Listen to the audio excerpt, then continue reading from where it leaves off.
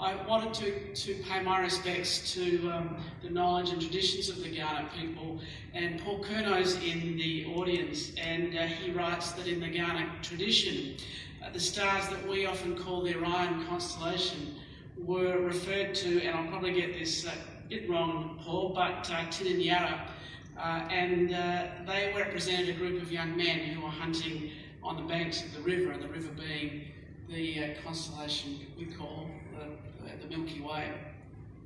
And along that same river's edge, there are a group of women sitting collecting seeds and berries, and they're known as the Mankaman Karana, or the Seven Sisters and the Pleiades constellation. And I just wanted to acknowledge that connection with the stars that goes back right to the very start of people here in Australia. My boss has just left to do a press conference with the Premier, but I would like to acknowledge the Minister of Industry, Science and Technology, Karen Andrews, and also the Premier of South Australia. There are many distinguished guests here in the audience, and I really appreciate that. I thought what better to do than literally give you a bit of a report card on what we've been doing for the last few weeks. It's wonderful having worked so hard to set the strategy for civil space in Australia under the strategy Advanced Space, to now move into that period where we are executing on that strategy. So that's what I wanted to do. One of the key roles of the Australian Space Agency, as Minister Andrews outlined, is to open the doors internationally for our researchers and industry to be able to participate fully. So let me give you an update on, in particular, the announcements on the partnership with NASA, as well as our discussions with the European Space Agency and also the United Kingdom and Australia Space Bridge. It has been a busy few weeks.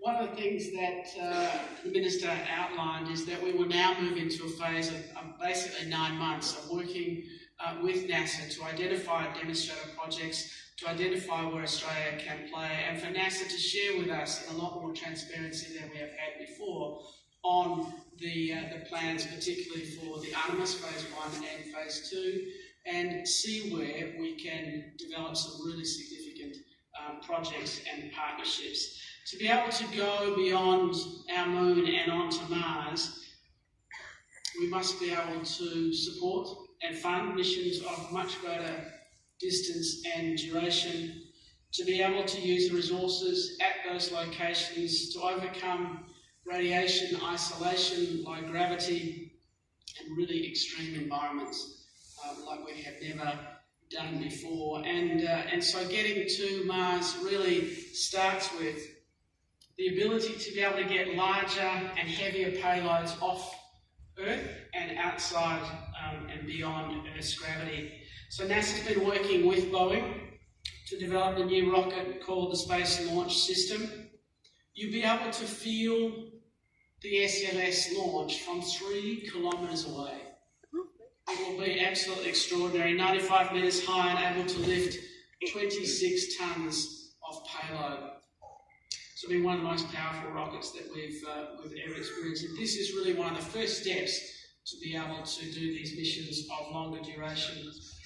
SLS will carry the Orion spacecraft, so the next thing you need is the capsule to be able to take humans back to the moon and onto Mars. And the Orion spacecraft will have up to 4 astronauts. They'll be riding aboard, and they will go into lunar orbit and eventually dock with Gateway. So the astronauts you'll see here in this image, Orion there, their capsule to the lower end, and it will dock with the small spacecraft called Gateway. Gateway will balance beautifully between the gravity of the moon and Earth, and it will be in a position that's very favourable to launch missions that will go even deeper into space. So let's now look at the current plans, and then I wanted to take you on a little bit of a journey to the moon and Mars. So before Artemis carries a crew to the moon, NASA will need to test the rocket, need to test the spacecraft in flight, and then send a crew for a test flight. So Artemis 1 will be a test flight of the SLS rocket with the Orion spacecraft. with no crew, and that will happen really in the next 12 months to 18 months. Artemis 2 will fly SLS and Orion, and they will take the crew past the moon, orbit the moon, and come back to Earth. This will be the furthest that humans have ever gone into space. Gateway will then be fitted, so Gateway now needs to be kitted out in preparation for return to the moon. It will be kitted out with a solar electric propulsion system, and then after that a human habitation module which will be supplied by Northrop Grumman. And finally, a major push in 2024, we'll have a lunar descent and ascent module which is still being finalised, and that will be brought to dock with Gateway along with the Orion capsule to allow the descent to the moon's south pole. Artemis 3 will send a crew with the first woman and the next man to land on the moon by 2024. Artemis 3 crew will visit the moon's south pole. No one has ever been there. The moon, the astronauts have some very significant tasks: to search for the moon's water and use it, to study further the moon, to learn how to live on the surface of another celestial body, and test the technologies that will be needed to go to Mars. Artemis Phase 2 is currently still in planning with a series of other missions for science, as well as leveraging the equipment and capability to sustain humans on the surface. It will do experiments to be able to tap into the water on the moon, and there's current estimates that there's 100 to 200 tonnes of water potentially available. And this is needed to create fuel, to create oxygen, and of course simply to create drinking water. They'll explore not just the South Pole, but on the far side of the moon, the South Pole Aitken Basin. And they'll practice all of the things that need to be demonstrated before we go to Mars. So you can see that what's critical here is the search for water. We as a species, we know that with our blood running through us, with the salty taste of that, we know our planet, the blueness of our planet when we look from afar, that water is absolutely key. And so I want to spend a little bit of time on the search for water, both on the moon and Mars. I'm a geologist, and one thing I've learned, if we're going back to the moon, going to Mars, we better get familiar with them. And the first thing that you do as a geologist is you get yourself a topographic map. So we're going to have to learn a lot more about the moon. But the near side is the side we see. The blue areas are the mare, where large meteors have hit, and we've had lava on the surface we're familiar with. Of course, the far side is a side that we don't see. What I wanted you to note here is just looking at the topography in kilometres on the bottom, sort of all the way up to sort of 7 down to minus 6 kilometres. This is very significant terrain. If you compare it, for example, to Earth, going from the deepest point of the Marianas Trench to the top of Mount Everest is some 18.8 kilometres, and you can see that 13 kilometres of topography. This is very serious. You certainly won't be driving your moon buggy down some of these craters.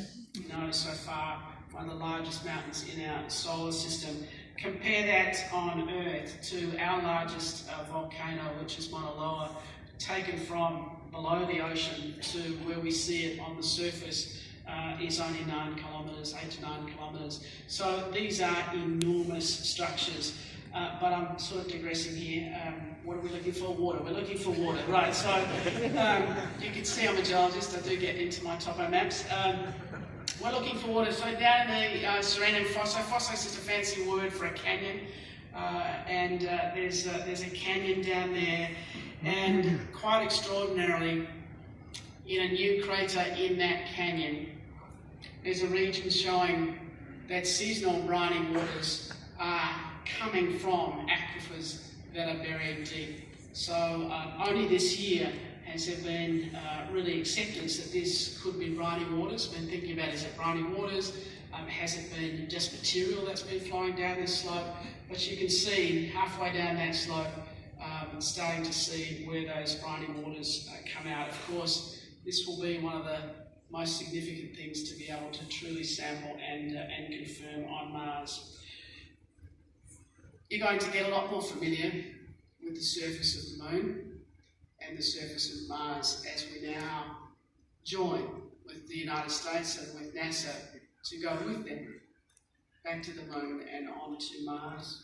I wanted to finish up with a couple of other developments. We are with the European Space Agency. That highlights areas of cooperation. It highlights our support for the expansion of their New Norcia deep space facility in Western Australia.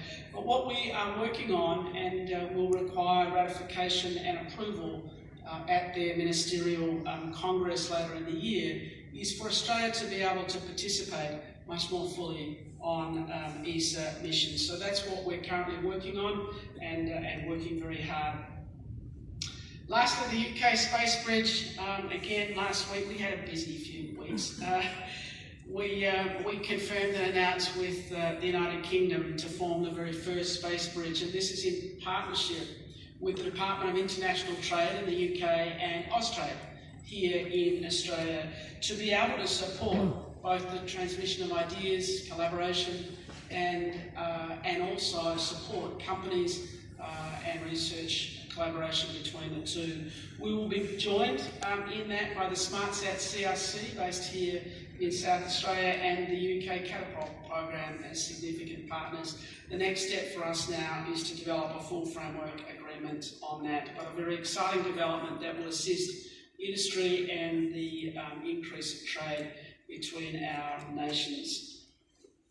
So I just wanted to, in closing, just share with you that it's not a big team, but our very small but highly capable team is working really hard to build an agency that Australia can be proud of, and to open the doors for our researchers, for our industry to share their ambition with our partners around the world, and to build both jobs here in Australia and to get Australian ideas and technology into space, while at the same time we transform what we're doing here on Earth. Thank you very much.